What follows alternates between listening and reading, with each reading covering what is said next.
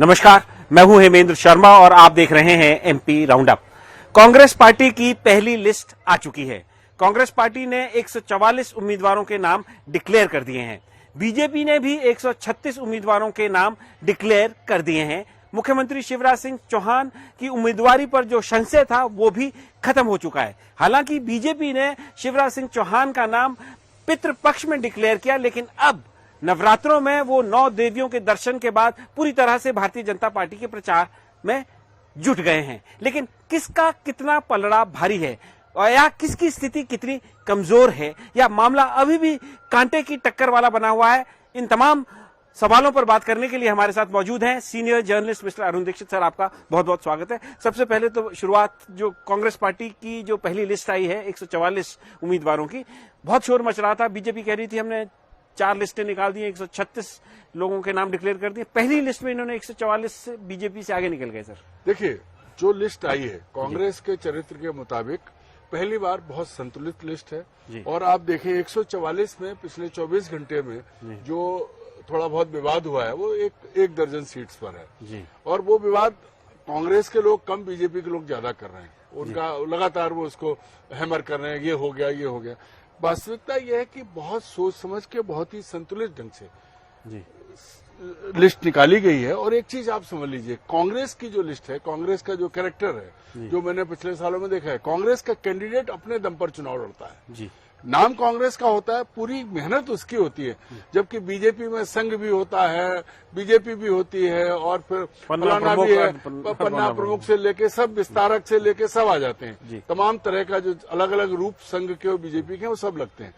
तो ऐसे में अगर कैंडिडेट सही है तो बीजेपी से कांग्रेस हमेशा भारी होती है। और इस बार कमलनाथ ने, या कहें केंद्रीय नेतृत्व ने, बहुत सोच समझ के और बहुत समय के हिसाब से, अभी देरी नहीं हुई है, कल से नामांकन शुरू होंगे, तो एक दिन पहले आ गई।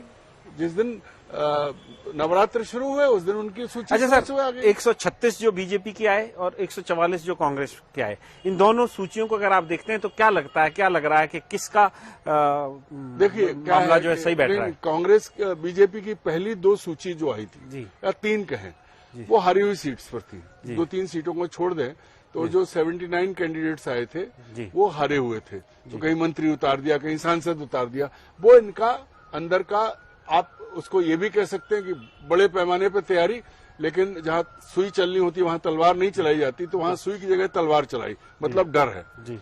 और जो चौथी सूची आई वो सूची वो थी जिसमें शिवराज हावी थे। आप देखिए, शिवराज सिंह का नाम नहीं लिया हाईकमान ने। शिवराज सिंह लगातार मंच पर अपमानित होते रहे, सबने देखा। नरेंद्र मोदी जी ने नाम नहीं लिया। अब जब आपने अमित शाह से पूछा था, अमित शाह ने आपके सवाल का जवाब तक नहीं दिया। नरेंद्र तोमर से बात हुई, किसी ने नहीं दिया।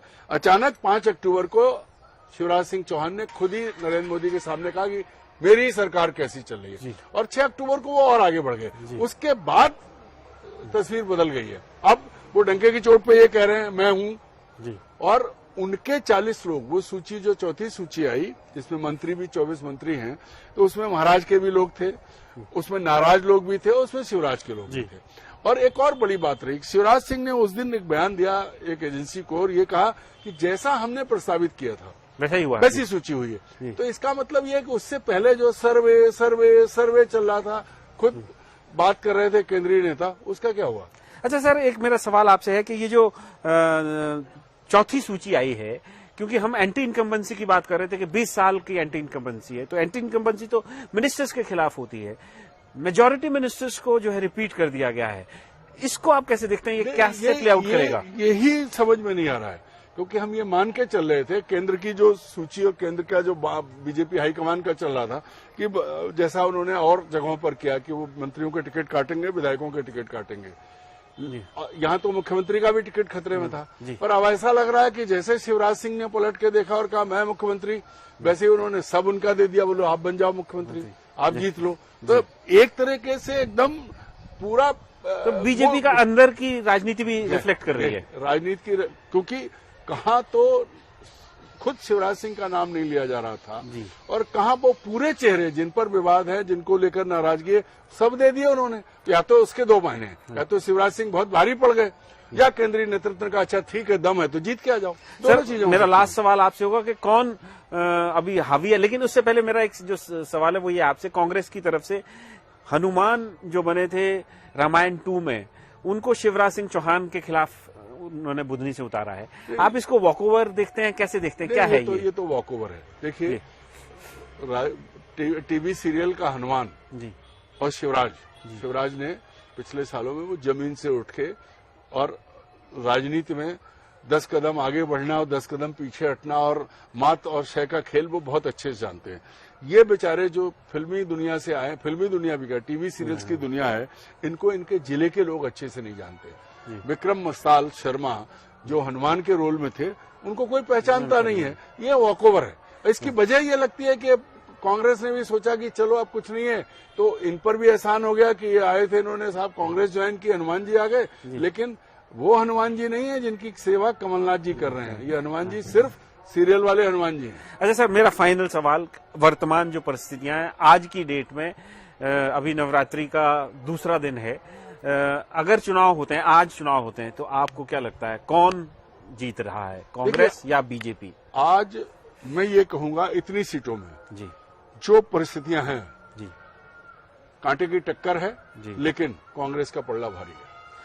तो कांटे की टक्कर तो बनी हुई है, क्योंकि पिछले 20 साल से मध्य प्रदेश में बीजेपी का शासन है, लेकिन कांग्रेस की स्थिति बीजेपी से बेहतर है। और ये तब जब कांग्रेस पार्टी ने अपने 144 उम्मीदवारों की सूची जारी की है, और इन 144 में से जो विवाद हुआ है वो मात्र 1 दर्जन भर सीटों में हुआ है। आने वाले दिनों में कांग्रेस पार्टी भी बाकी उम्मीदवारों की सूची जारी करेगी, बीजेपी भी बाकी उम्मीदवारों की सूची जारी करेगी। दोनों ही पार्टियों में कितना और किस तरह का विद्रोह होता है ये आने वाले दिनों में देखने को मिलेगा। लेकिन एमपी राउंड अप में आज सिर्फ इतना ही। कल फिर मुलाकात होगी, तब तक के लिए थैंक यू, गुड बाय।